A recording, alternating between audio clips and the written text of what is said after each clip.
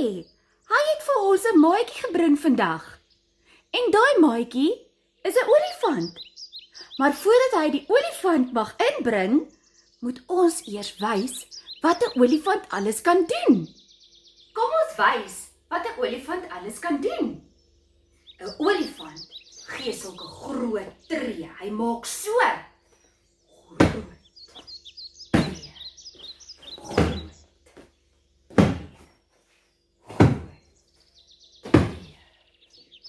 En hy het sulke groot ore wat hy vorentoe en agtertoe flap.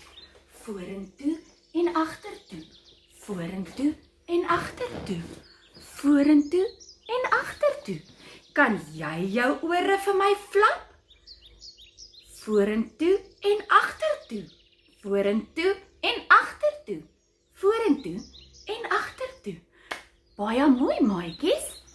Ek kan vir my sê, wat het 'n olifant nog? Dis reg, 'n olifant het 'n slurp.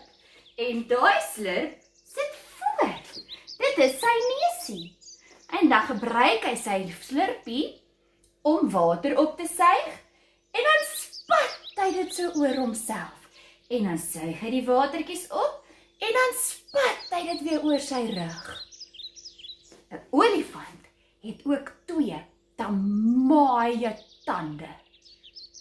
Dit is massiewe tande. En hulle gebruik dit om hulle self te beskerm. Die olifant loop so stadig, stadig, stadig. Die olifant plotter so stadig, swaai sy slurp hoog in die lug. Hy swaai dit op, hy swaai dit af. Hy swaai dit oral rond en flap dit na die grond. Hy swaai dit op en hy swaai dit af. Hy swaai dit oral rond en flap na die grond. Die olifant is vol van plooie. Plooie? Ja, plooie. Die olifant is vol van plooie. Daar selfs 'n paar verlore vlooie.